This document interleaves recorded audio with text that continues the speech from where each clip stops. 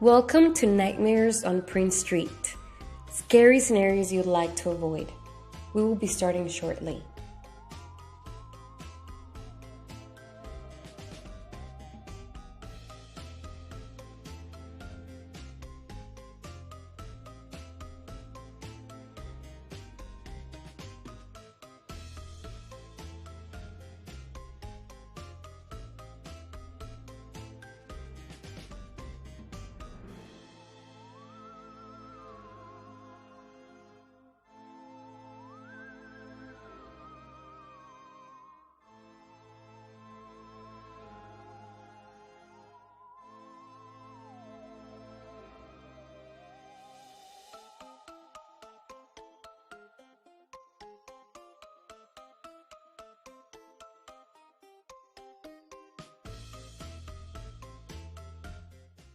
Alright, hello everyone. In the spirit of Halloween, we wanted to create an educational webinar to show you the haunting realities that can creep up on your print operations when you least expect them. As digital transformation accelerates, the print industry is experiencing changes at a pace nothing short of supernatural, really. Today, we will confront these spine-chilling scenarios head-on and explore how to avoid them. It's time to turn your print nightmares into sweet dreams of success. But first, some housekeeping notes. Everyone is muted and will remain muted. You can ask questions on the comments or question panel to your right, and we will answer you right here on the chat. We'll be able to do this because the webinar is pre-recorded, but we will be available for live Q&A at the end. Everyone will receive the recording right after the webinar ends, but we will also send a follow-up email in a couple of days. All right, so the agenda. We will be diving into these following spooky print scenarios. I'm going to start with the first two, and then I will hand it to Matt to finish up. So without further ado, let's dive in. And I want to start with this question. Have you heard about Kurzweil's law? Ray Kurzweil was a futurist or a technologist. He studied technological trends to understand and predict future outcomes. He came up with the law of accelerating returns, also known as Kurzweil's law, that states that technology doesn't just progress, it snowballs, growing at an exponential rate. Now, if we focus in the print and mail industry, this means that while innovations in digital printing, automation, and data-driven solutions are empowering the industry like never before, they will also bring a new set of frightening challenges. From production nightmares to cost issues, the landscape is evolving fast, and keeping up can feel like a race against the clock. Why am I mentioning this? Because I want you to remember it and be aware of it. We might not feel the accelerating advancement of technology as much just yet, but in the next 20 years, it will be deeply, deeply felt. So what does this mean for the industry? Well, according to Kurzweil's law predicted of exponential growth of technology, we can assume that there are going to be new digital printing technologies and software emerging very rapidly. So we can expect more innovations in wearable data printing, workflow automation, in order for companies to adopt new capabilities faster. And as technology advances, so do customer demands for personalized, flexible, and faster print services. There will be this shift to digital-first models, so we will move away from traditional print only to more of like digital-first approaches that will create also new business models and revenue streams. And let's also not forget about automation and AI that will soon be integrated into print operations, reducing production costs and boosting efficiency through streamlined workflows and data-driven decision-making. The growth also in data analytics will allow print service providers to offer targeted campaigns and optimized strategies, transforming the industry and empowering it to deliver data-enhanced communication solutions. With Kurzweil's law to back it up, we know that digital transformation in print will be ongoing, with rapid cycles of innovation reshaping the industry into a more dynamic, adaptive, and integrated space. Big things are happening. It has already started, but it will continue ramping up. But what does this mean for you? Well, plenty of scary scenarios if you're not prepared or if you don't have the right tools and processes in place. You could be left behind. which leads me to my first scary scenario of the day. Print operations at risk of being shut down. Are you prepared for the worst? And all right, we did want to add some drama with the title. Your print operation is not going anywhere, but that doesn't mean that you're out of the woods just yet when it comes to digital transformation and technology advancements. The print industry is facing a major shift. Companies are increasingly prioritizing digital communications over traditional print. Companies want to cut costs. They want to streamline their operations. They want to meet sustainability goals. And there is a growing trend towards moving away from physical print. And in some cases, companies may want to choose to completely eliminate print-based channels and transition exclusively to digital communications, which poses a significant threat to print service providers, especially those that have relied heavily on large corporate clients for their revenue. It actually happened to Matt and some other coworkers. He received a notification from his internet provider that his bills were only going to be digital from that moment on. He went online to pay and noticed the print option was turned off and blocked. So it's happening faster than we think. And there's this big risk of losing big clients overnight. Some companies are opting for digital-only communications as cost-saving and efficiency measures, which means that print will no longer be an option for some consumers. And there's this increasing focus on sustainability, with companies seeking to reduce their environmental footprint. For many, this means cutting down on paper usage and adopting digital strategies. There's also economic uncertainty. Print budgets are often one of the first areas to be cut, and companies may want to pivot to digital channels to save on printing and mailing costs that, as we know, have been on the rise and will leave print service providers with reduced demand for their services. So the reality is that without preparation, service bureaus can find themselves losing substantial sources of revenue overnight as clients shift their communication strategies.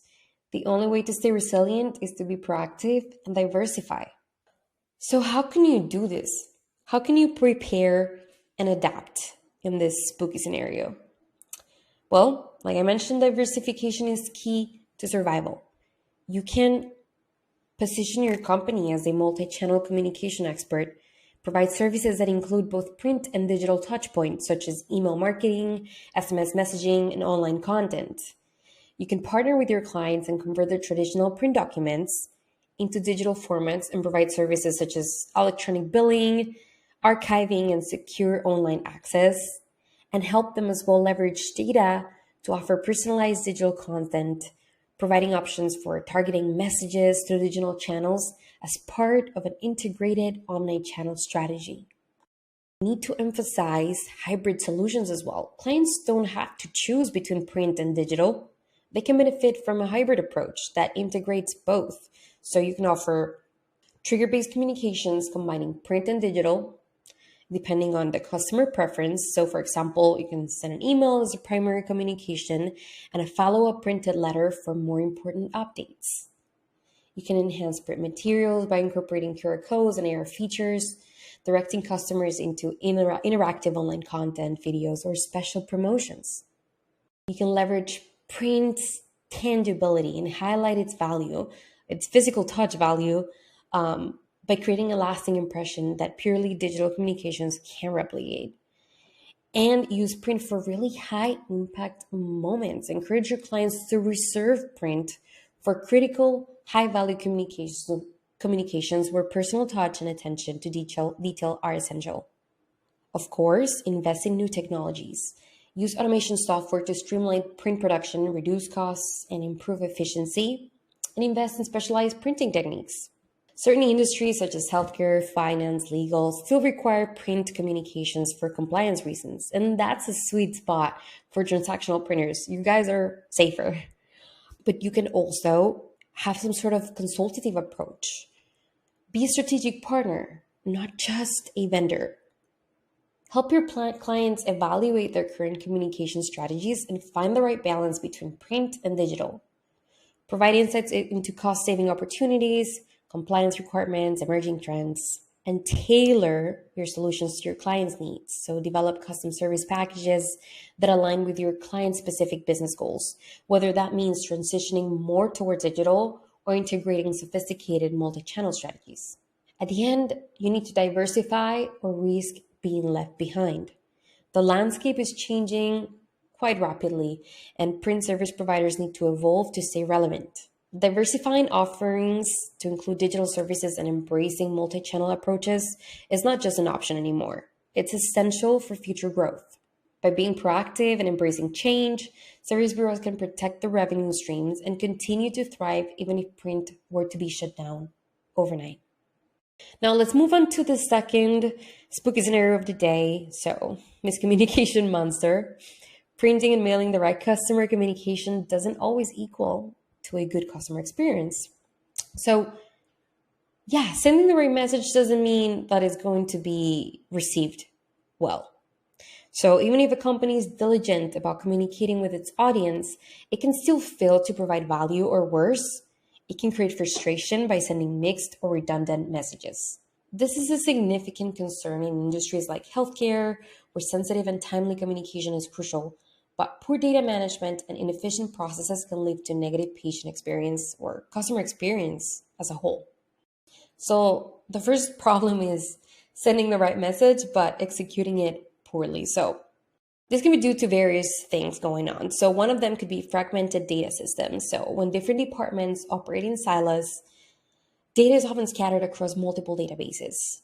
Fragmentation leads to inconsistent or duplicated communications where customers receive repetitive messages, or worse, conflicting information. Also, poor data quality and targeting. When it's inaccurate and outdated, it can result in sending communications to the wrong people or at the wrong time. So this is common in healthcare, where patients' contacts, preferences, or recent updates in their condition may not be properly captured across all systems.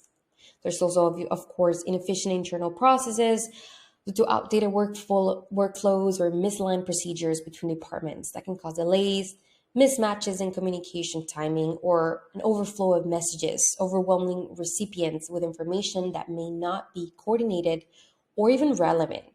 And let me give you guys an example. This is actually a real example of something that happened, but let's tell it as a story. Imagine a patient visits a hospital for a routine checkup or procedure. Over the next few weeks, they start receiving a barrage of communications from the hospital. So they get a bill from the billing department for the procedure, followed by a separate payment reminder that arrives only a few days later, with follow-up information from the physician's office about the results, while the lab also sends out lab test results separately. Then they get post-visit surveys from different departments asking about the experience, preventative care reminders based on recent screenings unrelated to that visit, appointment notifications for future suggested checkups or services, and various promotional materials from different hospital departments, such as wellness programs or upcoming health fairs. In total, let's say the patient receives 15 or more different mail pieces in like a week, each sent by separate departments that didn't coordinate with each other. This situation has been and can be super overwhelming and frustrating for customers, for patients who may not know which communication is the most important or even relevant to their most recent visit. And let me give you guys another example, also a real example, but I can actually share this one. My coworker Kaylin had a terrible experience with her telecommunications provider. She shared her frustration on LinkedIn and it went viral. As you can see from the post, she received a direct mail piece promoting a discount plan for over 55 and up. Caitlin is not even 30 years old. This piece of mail is completely relevant to her and a waste for the company. I could even dare to say fairly damaging to the company's reputation. As Caitlin stated in her post, she might not continue engaging with this company in the future. So yes, data matters. Targeting matters. Customers' expectations will keep increasing, and it's so easy to change phone plans these days. Excellence is simply expected. So what are the consequences of miscommunications? And it could apply to healthcare in the scenario that I said above. or in any other scenario, really. So it can create customer frustration and confusion. Sending multiple uncoordinated messages can overwhelm customers, making them less likely to respond to critical communications such as bills, follow-up appointments, or important updates. It can increase administrative costs. Setting redundant communications, it burns administrative staff who may need to handle more inquiries due to confusion, and it obviously could damage trust and reputation. In most cases, it can even deter people from continuing to engage with that company. So how can organizations tame this miscommunication monster?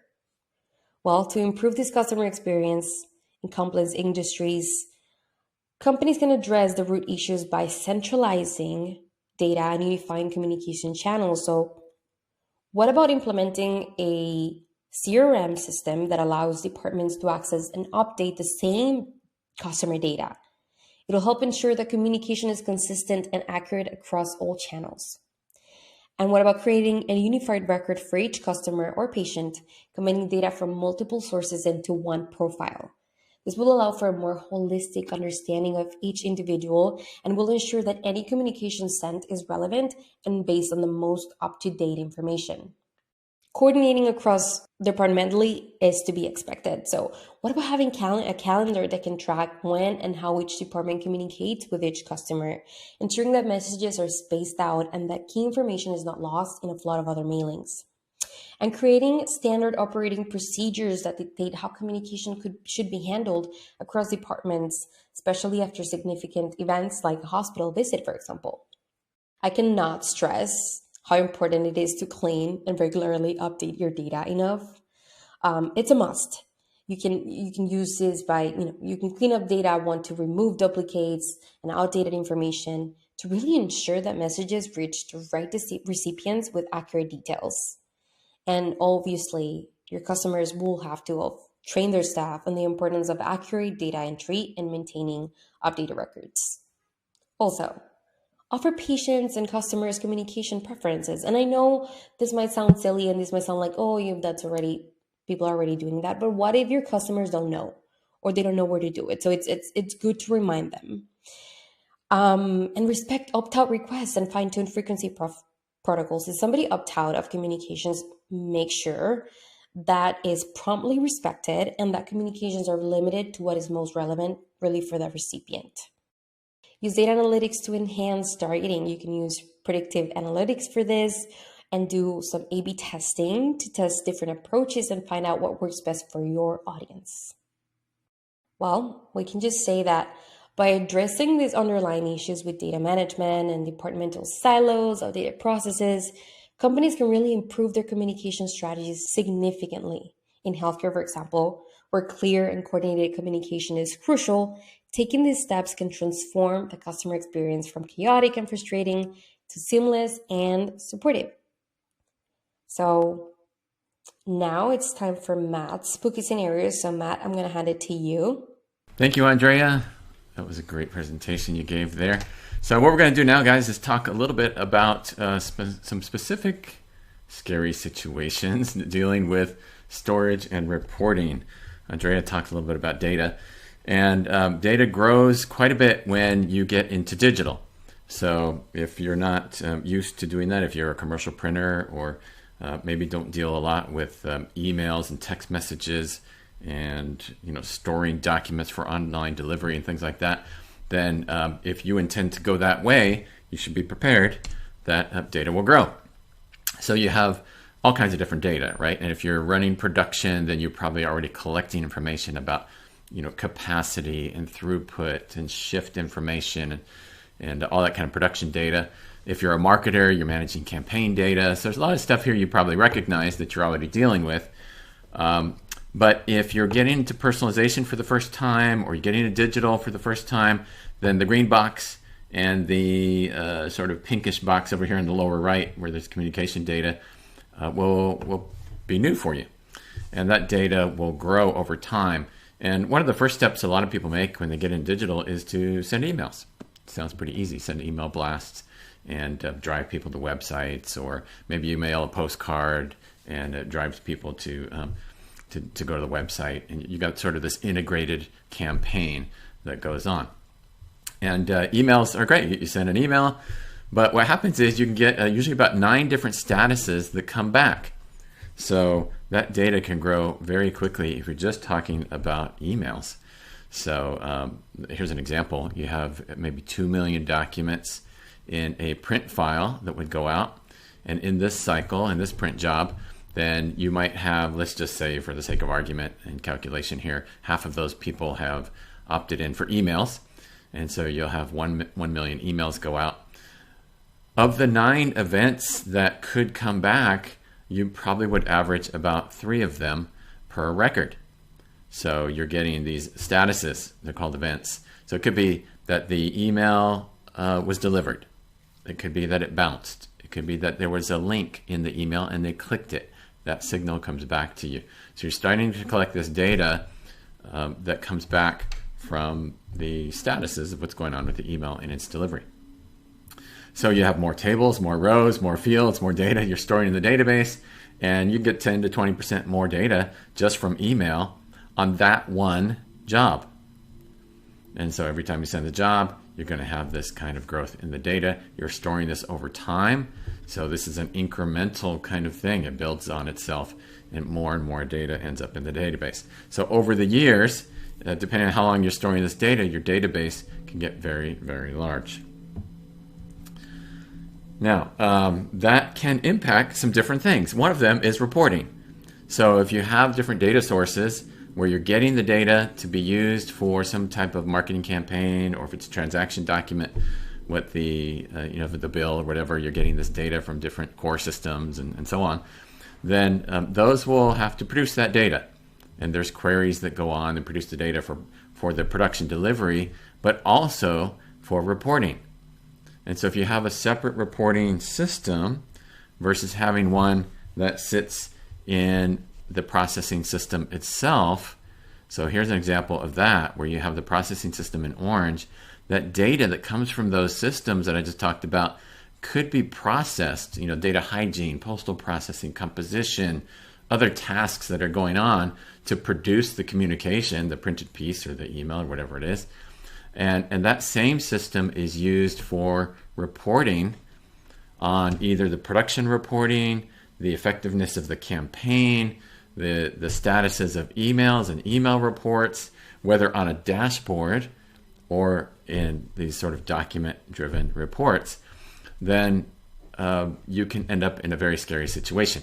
You can have this, and we've experienced it at Rackham. So we have customers that use our system over the years, and their databases get so large because they're not purging anything. They're keeping it in there for years and years. And after 10 years, the thing starts to slow down. The processing is slow, and they call us up and say, hey, this thing is too slow. And we find out that the database has grown, enormous levels, and you're starting to exceed the capabilities. And when you're running reports at the same time that you're processing jobs to get them out the door, those things conflict with each other and can really slow down the processing. So this is something to consider.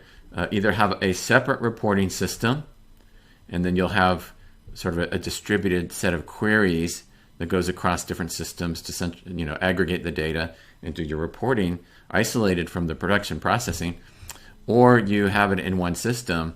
And there are techniques here that you can use to isolate data, or you might want to schedule your report queries to run at off hours when production is not running, so that you can tune your system to not run into conflicts.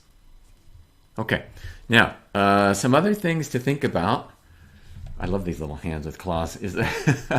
We'll talk about if you're purchasing some software, either a point solution or sort of an enterprise level system. Then we'll talk about some of the things you can run into that we've seen over the years, the 18 years that Rackham's been around, and I've been around for 30 years in this business. But some of the stuff you'll find is that in a system, so the examples you see here mostly are systems. You see this word system.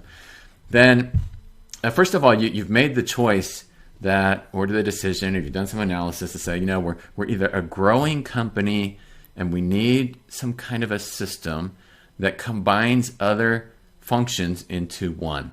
right? Like an MIS system, what do you have? You have the estimating module, you have the warehouse and inventory management module, you have the accounting and invoicing module, you might have shop floor data collection in there. There's all kinds of stuff, right? The job ticket comes out of it. So it's a system. It has lots of components built into the one tool. And you would go for a system like this if your company is large enough, you have complex workflows, you're growing, maybe multiple facilities, these kinds of things where you're going to need to have a more complicated system. And these come with their own burdens, right? So that they bring efficiencies to the business, but they also bring complexity. So you have all, name your favorite one, things that maybe you've purchased in the past, ERP, CRMs, ADF systems, and so on. These things tend to have integrations or implementations and migrations, and they can be 6-month, 12-month, 2-year, 3-year projects. And you may never actually get to an end that you thought you would get to. And that's actually pretty common. Some surveys were done recently. Panorama Consulting did one, and I'm not surprised by this at all, because we talk to customers who buy MIS systems, ADF systems, even with our own system. We're bringing lots of value to customers, but there's also these frustrations and not total satisfaction, because they're just, sometimes hard to deploy, and you have all kinds of issues around them that we'll talk about. But you can see it's just a slight majority of companies that reported being satisfied with their ERP system. And the common issue was cost overruns and delays. So that gets into, how fast can you deploy these things and get some business value from them. HubSpot did one also and had similar kind of results. 53% of customers were satisfied with their ERP. 38% had sort of neutral feeling, 7 were dissatisfied, and 3 were very dissatisfied, 3%. So while the majority of people are, say that it's worth it, they're getting something out of these things, I would say most of them would also say that they're not totally satisfied with what they're getting out of the tool. And that's just the nature of the beast. You're going to know when you go into these kinds of projects that there's going to be bumps in the road, and that they're probably going to be long, and you're going to get to at some point where you're receiving decent value from the tool, and that it's achieving most of what you want, but not everything that you want. There's no perfect software out there, and even if there was, how your users use it, how it was configured, so all kinds of things that affect how well it performs. Okay, now in our space, I'm assuming everybody on this webinar is sort of a marketer, transaction processor. You've maybe attended some of our webinars before, but you're in I'll call it the print and mail space, right? You have some kind of communication that you're producing, either physical or digital. And there's basically 3 sort of areas here. The content creation, this is where you have graphic designers or forms designers or whatever you call them that work with the different letter designers, postcards, documents, whatever it is, that content's being created, those messages, and then they get produced, in high volumes, usually in batch mode. But as you get into digital, you'll see more and more of these interactive real-time communications, and trying to merge that with the batch stuff can get very, very difficult. And so this is just to set the stage for what we're talking about here, give you some context. This is really where my mind is when I'm talking about some of these things that we're about to talk about. Okay, so a typical workflow could look like this, and boy, there's a lot to talk about on this slide in terms of the various nightmares you can run into. So this is your digital workflow that I'm circling in red here.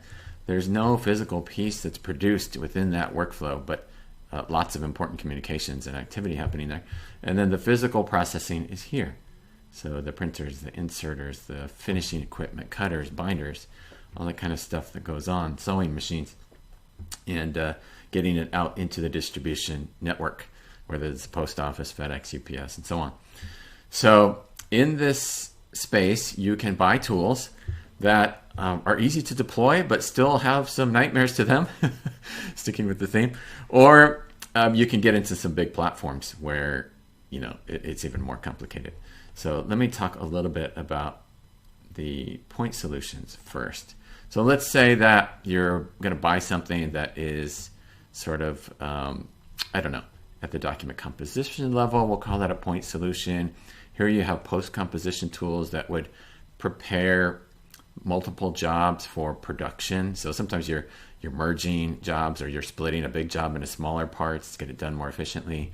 You could be, if you're a service provider, then maybe you're getting a PDF that's sent to you and you need to add your inserter barcodes and scrape content and make MRDF files and things like that. So I would call these point solutions versus the bigger platform kind of tools that are out there that orchestrate work, and they're single source of truth. They have dashboards. They have embedded functionality, but you can also call out to third party. So I'll call that sort of platform. So in the point solutions, one of the nightmares you could hit is the constraints of, and this is true for any system really, of how fast that tool is. And what you're seeing there in the rainbow colors with the arrows is a bottleneck. So upstream and downstream processes are faster than that particular function, and now you've got yourself a question. Is this bottleneck something that makes a difference in my system? Do I need to worry about it? Sometimes customers ask me, like, Matt, your system is slower than the one that I had before. And as we explore the total environment that they're in, it's a non-factor. Yes, it could be a little bit slower. Mine can be slower than yours. Yours can be slower than mine, whatever, right? There's these different tools that when you put them in, some are faster than others. And it depends on the task. But regardless, you get down to this issue of bottlenecking, and it's important to think about the big picture when you're looking at any particular function or tool, because that bottleneck could be anywhere, and it might actually run faster than something that's downstream. And your system is only as fast as the bottleneck. So just make sure when you're thinking about these things that you don't spend a whole bunch of time addressing some speed or performance issue with some software you think should be running faster without looking at the big picture, because you might be spending a lot of time focusing on something that doesn't matter, because this bottleneck here is actually not the bottleneck of the system. It could be over here at an inserter or something that could be a lot slower, and so it's just a non-factor, so don't spin your wheels there. Okay, now onto the platform issues. On the platform side of things, you have so much going on that could affect performance and create some serious nightmares. One of them is the connections to third-party products. So you see these lines here. So when you're calling out, you have issues of API connections. And what goes on with performance of the APIs? You have the network connection itself, if it's internal or if it's across the web. You have the fact that you could lose a connection. And what happens when you lose a connection with that particular function? Your whole system could come to a crawl. So the connection itself is one of the main factors in performance. The other is the dependencies between systems. So here we have these bubbles here. You've got different things going on, different steps in the process. And if one of those steps of your orchestrator says, okay, let's fire off that process, and okay, that one's done, we got some feedback from it, let's start sending data over here and get that process done, and so on. Well, if one of these breaks down or is slow intermittently or something like that, then you have dependencies on the downstream, and the whole system can come to its knees, and then you got to figure out, where is it happening? Where is this slowdown happening? And that can be hard to find when you've got, lots of steps in a process, and you started it off over here, and you're waiting for it to end over here, and it's slow. And then you got to go back and figure out, okay, where is it slow? That can be hard. So some of the difficulties of the platform, it's a platform approach.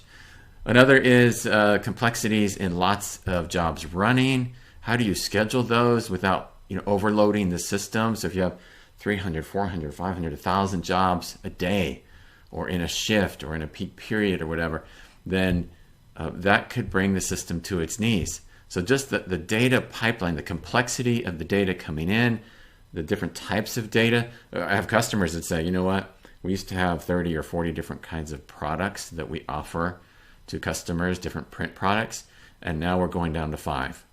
We're going to have continuous feed printers, we're going to have automation on the floor, and we're going to have automation in our data processing, and we're just going to tell customers, you get to choose one of these 5 products. It's going to have certain window envelopes, certain kind of paper, some inserts, and that's what you get if it's a bill, let's say. And that seems to be a common trend because of all the headaches and the difficulties of trying to be so flexible with the highly regulated environment that we're in, the fast turnaround times that are needed, the integration with sort of real-time communications and this customer experience pressures and so on, that the printers are simplifying what they offer.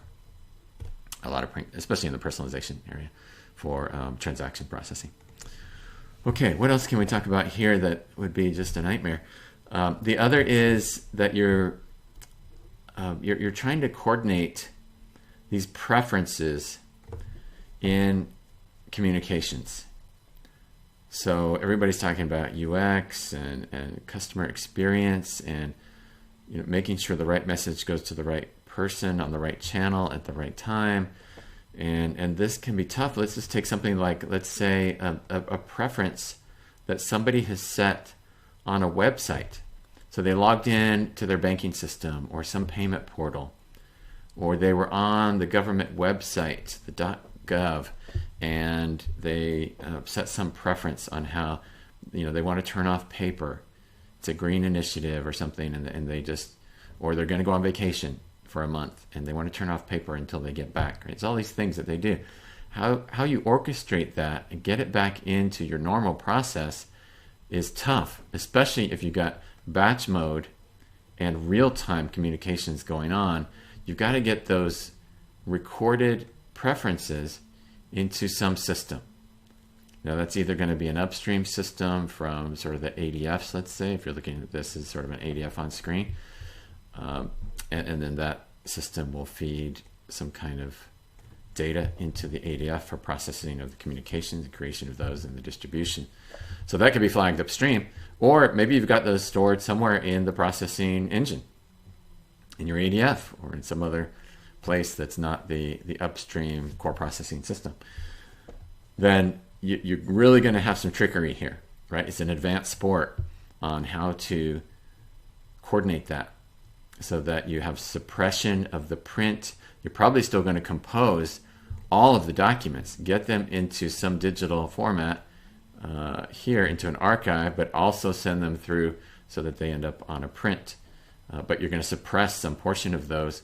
The reason you would make them all digital is because then you have them all available for web delivery. You may not use all of those, but they're there, and you've got a snapshot of what's been produced in that moment, and you can reuse it for reprinting and other things. But then, the suppression of the print file would be have much fewer documents in it than what you would store digitally. So all of this leads to all kinds of different difficulties that we've seen in projects, so many moving parts.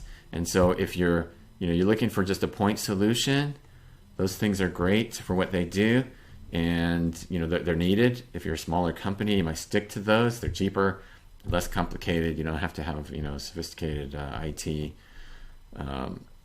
set up and expensive people to run all this stuff. But if you're larger and you're going to benefit from more of a platform approach where you have orchestration engines, a central source of truth, workflow automation in there, embedded functions to do work, the archive is stored in there, these platforms can be comprehensive in their capabilities, then you really need to know what you're getting into, or it can be a disaster. Okay, so beware of the goblins and gremlins in these systems. These point solutions are a little bit simpler. They tend not to have databases. So when you get into database-driven tools, they get more complicated, and you'll want to have somebody who's like a systems administrator because you're going to have database cleanup. You're going to be monitoring that data. It might be doing some indexing. You're going to do backups. You're going to do different things that you're going to do that maybe you wouldn't do on a point solution that has no database in it. The processing techniques in these tools can have a big impact as well. So you want to ask your vendors how this stuff is being done. The PDF processing, for example, there's different techniques. Are you processing within the PDF? Are you scraping data and putting it in the database and processing in the database? So, some techniques are faster than others. And so these techniques that different vendors use are important to understand when you're vetting them. And it really takes a lot of deep digging to find out, what would work for you. A lot of times you're going to find that you need a couple of processing tools from different vendors because one does it really well for certain types of situations in PDFs and not so well in others. And so you can fill that gap with another product that does basically the same thing, only its techniques are really good on the PDFs that the other product is not so good at. And so this is very common that you would have to have a couple of different products to avoid the goblins and gremlins in there. Digital workflow automation tools. This really comes down to, where can it slow down or get very difficult with external calls versus internal processing that it does, the queue management, how you schedule work through these tools. So, they can be tuned. And also the external calls have such a huge factor on the performance of the platform. Rackham sells a platform, and we integrate usually with several third-party products in an installation for our customers. And we usually get the first call because it looks like the platform has failed. So we go in, we troubleshoot, we look at what's going on, and we find out, it's a third-party product that had a hiccup of some sort. And we have to go in and dig that out and point that out that it's this third-party thing. So again, when you get into these larger platforms, it's a lot more complicated from a troubleshooting perspective or which vendors you're working with, and it can create some difficulties. So look for those gremlins inside there. And then another example, just picking out some examples here. Tagging of documents for accessibility is getting more and more needed with the lawsuits and everything, and just tagging is huge nowadays to make them PDF documents, for example, that can be read on a screen reader for somebody that's visually impaired. And that can be a slower process. So if you're weaving it into automation or you're making some decisions about, we have a gazillion documents that are stored available online. Do we want to go back and remediate all those, or do we just want to remediate at the time that someone requests that document? Because there's probably a lot of documents in that repository that just won't ever be viewed again. And so those are decisions you would make for that kind of operation. Scripting also. So this is notation that is used to determine the efficiency or to gauge the efficiency of an algorithm, let's say. And so I could write a script and you can write a script and we can both achieve the same end result, but yours could be faster than mine. And so that's what this point is here, that you're trying to make scripts. If you have a script-driven product, which is awesome, right? You can create whatever you want and still have the platform and the dashboard and these tools that are part of the core system that you bought, but it's extendable through scripting. Then that's a nice feature if you need it. But beware that the developers you have writing these scripts can have different skill levels. And some can make them really efficient and some can make them that are slow. And that's a gremlin you can have planted in there and not really know it until it pops up its head that just trying to run a bunch of work and things aren't running very fast. So the best thing is, right, you have 1,000 records in or whatever that load is, you're going to get 1,000 records out at the same speed. And if you put 1,000 in and then it takes twice as long to get those out, or 3 times as long or 4 times as long, then you know that script is not efficient. It should be one for one on the input and output sides. And those kinds of tasks tend to be things that we commonly do with data. You're making lists of data, you're sorting data, you're searching data, you're getting counts from data. There's all this stuff that you do to data, and documents are data as well. As you have structured data, unstructured data. The documents are unstructured, so you're you're scraping that content. You might be doing some kind of scripted operations on those things. And so just keep that in mind, that scripting is a contributor to nightmares. Okay, and then logging can be one of those things too. In this example, you see 2 hours of total processing time. This is a real example one of our people told me about. And with the logging turned on, there was 45 minutes of logging on a 2-hour process. And we're like, oh my gosh, okay, that needs to be solved. Hardware is also a major factor. So look for, you got to make sure the platform, the underlying capabilities of the hardware will support what's going on at the application level. So if your vendor tells you, here's the minimum, here's recommended, here's, something that would be so awesome, super fast, then make sure you're making the choice that's right for the kind of work that you do and the turnaround times that your customers expect. Hardware can be a huge deal. And also this network kind of thing, don't put your storage in, some remote location across the country and then have your application somewhere else and expect that, it's going to run fast. You're probably going to have some latency issues. The scalability of things as well. Point solutions aren't really, like, within themselves can be scalable, but usually they're not too scalable. Where a platform, you might be able to fire up a couple of application servers or web servers or workflow engines, right? That within the tool itself, they tend to have an end-to-end architecture and the scalability.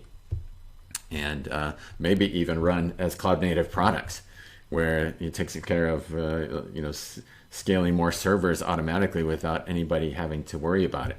So you use AWS Lambda or something like that. And these are things that you would look for to avoid problems, these scary things that can happen that you don't want to have happen when you're running production. Okay.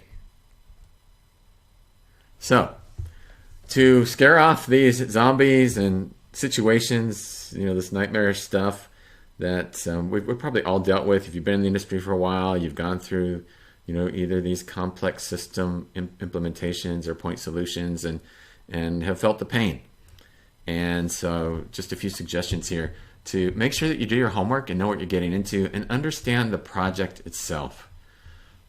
This happens a lot that I've seen over the years, where the team that is buying the software is very skilled, knowledgeable people, but it could be doing projects like this for the first time and might not realize the full scope that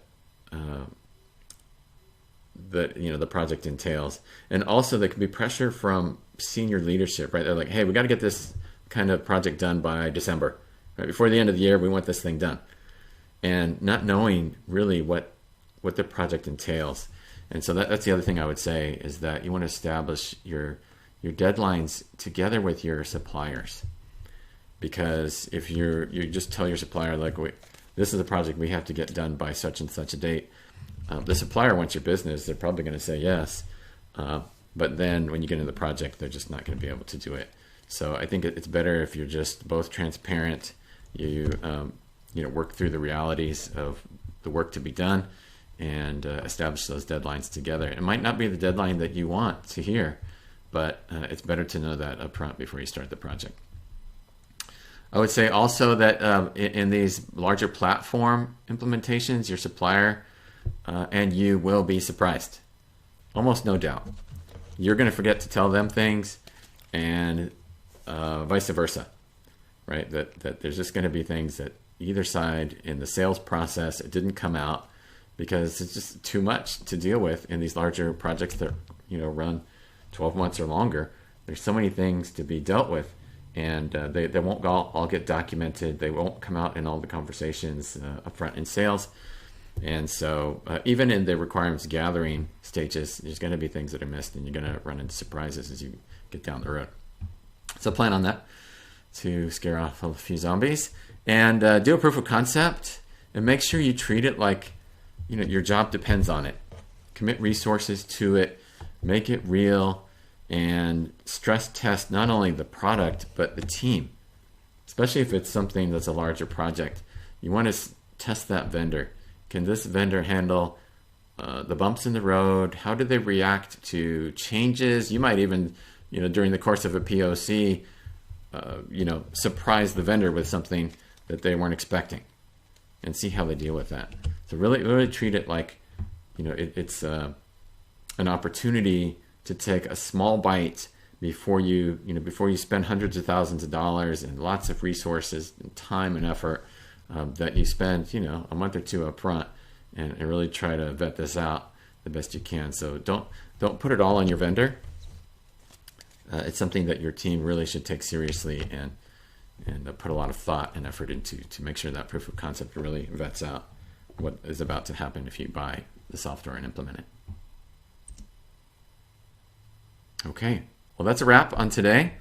Hopefully you enjoyed the conversation, and we tried to bring to light here some of the things that are difficult in software deployments, and hopefully a few tidbits of information that could help you avoid any of these scary things in the future.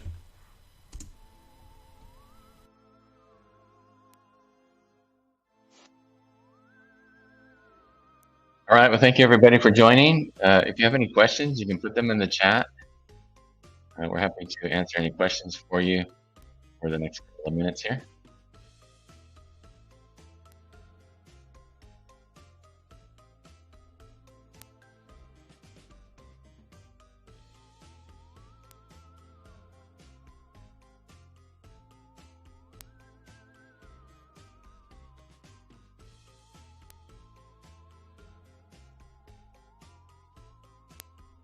All right, doesn't look like there's any questions. Well, thank you everybody for joining today.